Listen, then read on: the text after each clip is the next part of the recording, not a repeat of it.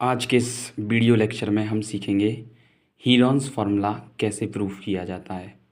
Heron's formula में हम किसी ट्राइंगल का एरिया निकालते हैं जब हमें ट्राइंगल का परपेंडिकुलर नहीं दिया हो। अगर हमें ट्राइंगल की तीनों साइड दी गई हों तो हम ट्राइंगल का एरिया निकालते हैं और ट्राइंगल का एरिया होता है रूट में एस, एस माइनस ए, S minus B, S minus C. तो ये होता है ट्राइंगल का एरिया जहाँ ए बी सी ट्राइंगल की तीनों साइड हैं। जैसे मान लो कोई ट्राइंगल है ए बी सी,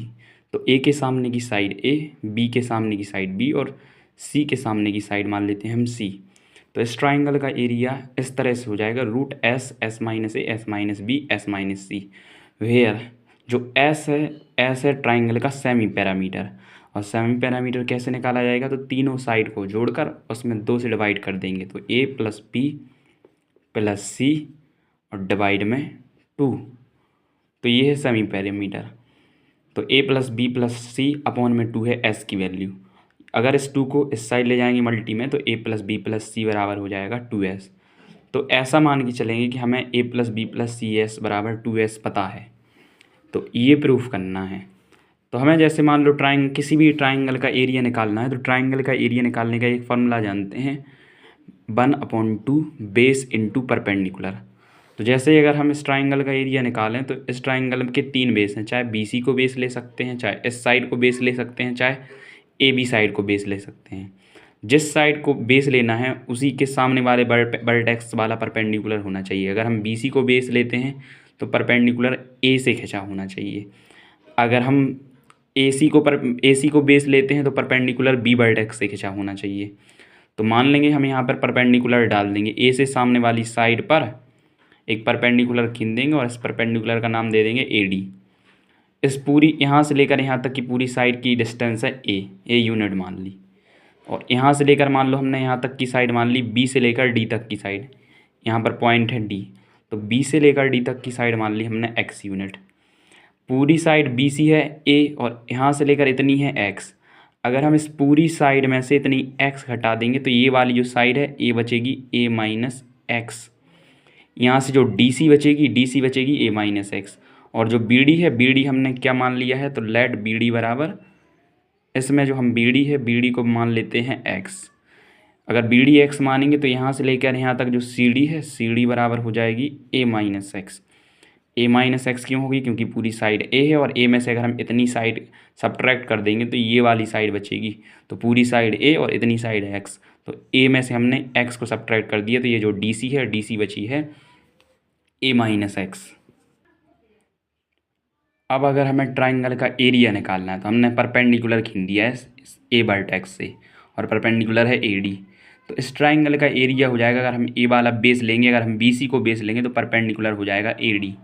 तो हमें बी सी बेस की वैल्यू तो पता है ए है, लेकिन हमें ए डी परपेंडिकुलर की वैल्यू निकालनी पड़ेगी। और ए डी परपेंडिकुलर की वैल्यू या तो ए के टर्म में होनी चाहिए या ए बी सी के टर्म में होनी चाहिए,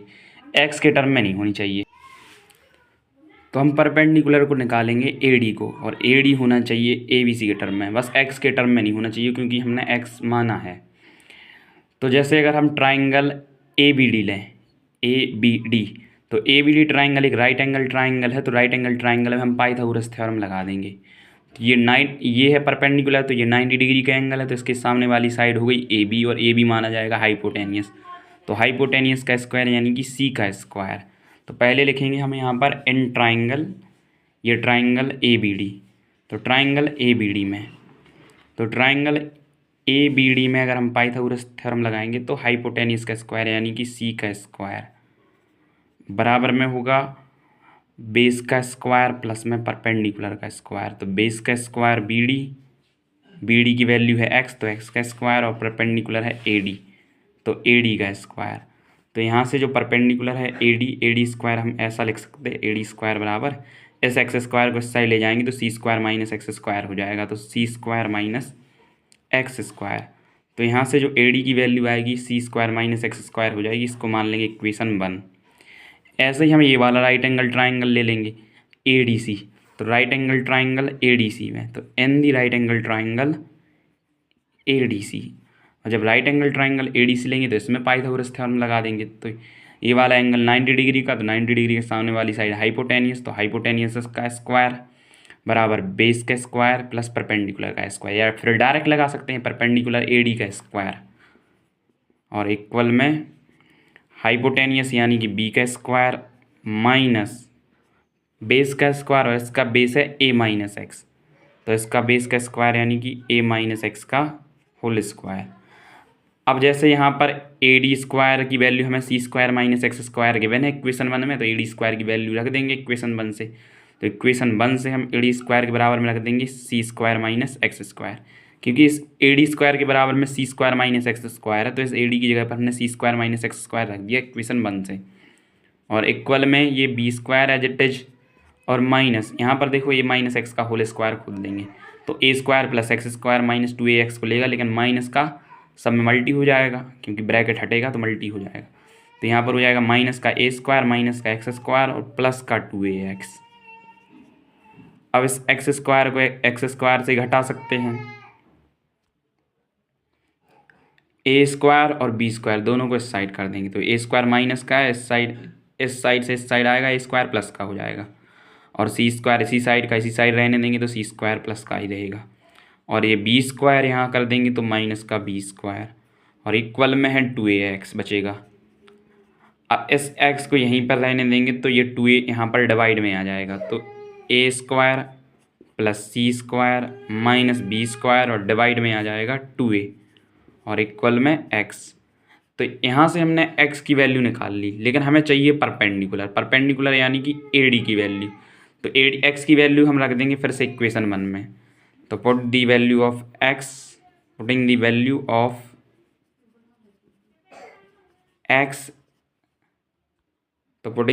ऑफ x इन इक्वेशन 1, तो इक्वेशन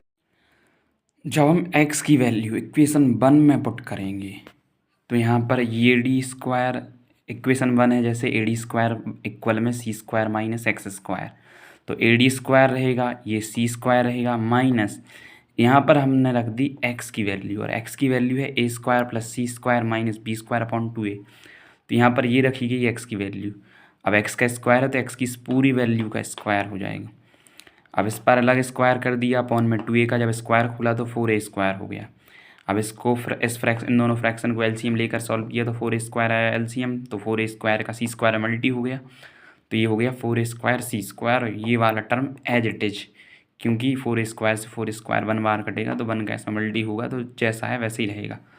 तो इसका ये स्क्वायर रहेगा, तो ऐसा आ जाएगा। अब यहाँ पर AD पर अगर स्क्वायर हटाएंगे तो इस साइड आ जाएगा रूट, तो इस तरह से हमें मिल गई परपेंडिकुलर की वैल्यू, इस वाले परपेंडिकुलर की वैल्यू मिल गई। अब हमें ट्राइंगल का एरिया निकालना है तो हम फॉर्मूला लगाएंगे base into 1/2 base into perpendicular, तो यहाँ से हम निकालेंगे अब ट्राइंगल ABC का एरिया, तो ट्राइंगल ABC का एरिया का फॉर्मूला हो जाएगा 1/2 बेस इंटू परपेंडिकुलर। अब जैसे अगर हमने बेस को A लिया है तो A का परपेंडिकुलर AD है, और परपेंडिकुलर AD की वैल्यू है इतनी, तो हमने ये परपेंडिकुलर AD की वैल्यू रख दी। यहाँ पर जो 4A स्क्वायर C स्क्वायर है इसको हमने 2AC का होल स्क्वायर रख दिया, क्योंकि अगर होल स्क्वायर खोलेंगे तो 2 का स्क्वायर 4, A का स्क्वायर A स्क्वायर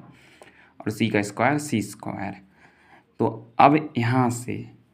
अब लगाएंगे हम स्क्वायर डिफरेंस का फार्मूला, यहाँ पर A square minus B square का फार्मूला लगाएंगे, तो इतना पूरा टर्म बन जाएगा A स्क्वायर, इतना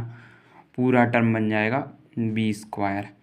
तो A की वैल्यू 2AC और B की value A square plus C square minus B square, तो एक ब्रैकेट में A प्लस B और एक ब्रैकेट में A माइनस B, और ये जो 4A स्क्वायर है ये होता है 2A का स्क्वायर, तो इसको बाहर निकाल सकते हैं, तो इसको बाहर निकालेंगे तो 2A निकल आएगा, तो 1/2A तो हम बाहर निकाल सकते हैं, और इसमें फॉर्मूला लगा देंगे इसके अंदर, एक ब्रैकेट में A माइनस B, तो A की वैल्यू 2AC और माइनस B की वैल्यू A, लेकिन इसमें माइनस का मल्टी होगा तो ये माइनस का हो जाएगा, ये माइनस का A प्लस का, तो माइनस में A square minus C square और प्लस में B स्क्वायर, और ऐसे ही एक ब्रैकेट में A प्लस B, और जब A प्लस B खुलेगा तो A की वैल्यू 2AC और B की वैल्यू प्लस में A square plus C square minus B square, इतना आ जाएगा। इस 4A स्क्वायर को बाहर निकाला तो 2A आ गया। अब इस A से इस A को कैंसिल कर देंगे तो ये 1 का 1 मल्टी 1, 2 का 2 में 4, तो ये बचा। अब जैसे अगर हम a माइनस सी के होल स्क्वायर, इस बी स्क्वायर को तो हमने आगे लिख दिया यहाँ पर, ये जो बी स्क्वायर है, अगर a माइनस सी का होल स्क्वायर का फॉर्मूला देखें तो a square plus c square minus 2ac बनेगा। लेकिन a स्क्वायर और सी स्क्वायर इन दोनों को प्लस का होना चाहिए था और 2ac को माइनस का। तो हम इसमें माइनस कॉमन लेंगे तो ये दोनों प्लस के बन जाएंगे और ये माइनस का, तो माइनस कॉमन लेंगे तो ये बन जाएगा माइनस a माइनस सी का होल स्क्वायर। ऐसे ही ये बनेगा a प्लस सी का होल स्क्वायर और माइनस का ये बी स्क्वायर, तो ये बन जाएगा। अब इसके बाद फिर हम A square minus B square का फॉर्मूला लगाएंगे। देखो यहाँ पर फिर से A square minus B square बन रहा है और यहाँ पर B square minus B square बन रहा है। तो यहाँ पर लगाएंगे A square minus B square का फॉर्मूला, तो एक ब्रैकेट में ए माइनस बी, तो ए की वैल्यू बी माइनस बी की वैल्यू है ए माइनस सी, तो माइनस का मल्टी होगा तो ए प्लस सी हो जाएगा, तो ए प्लस सी हो जाएगा। फिर एक ब्रैकेट में ए प्लस बी, तो ए की वैल्यू बी है और प्लस में बी की वैल्यू ए माइनस सी, और फिर इस ब्रैकेट में ए स्क्वायर माइनस बी स्क्वायर का फॉर्मूला लगेगा, तो ए की वैल्यू ए प्लस सी और बी की वैल्यू बी, तो एक ब्रैकेट में ए माइनस बी, तो ए की वैल्यू ए प्लस सी और माइनस बी की वैल्यू बी, और एक ब्रैकेट में ए प्लस बी, तो ए की वैल्यू ए प्लस सी और लास्ट में प्लस में ये बी, तो ये हो जाएगा यहाँ से। अब हमें एक बात पता है, जो सेमी पैरामीटर है ट्राइंगल का एस बराबर होता है ए प्लस बी प्लस सी अपॉन में 2,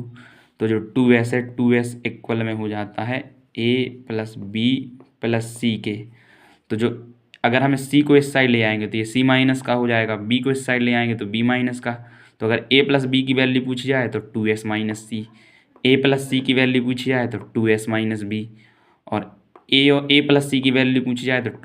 2s माइनस बी। तो ऐसे ही कर देंगे यहाँ पर भी। यहाँ पर जो b प्लस सी है इसको लिख सकते हैं हम 2s माइनस ए, तो ए बी प्लस सी हो जाएगा 2s माइनस ए और माइनस का ये, तो ये हो जाएगा 2s माइनस 2a। ऐसा ही यहाँ पर b प्लस ए, तो b प्लस ए की वैल्यू हो जाएगी 2s माइनस सी, तो यहाँ पर लिखेंगे इसकी वैल्यू 2s माइनस सी और एक और माइनस का c, तो ये हो जाएगा 2s माइनस 2c।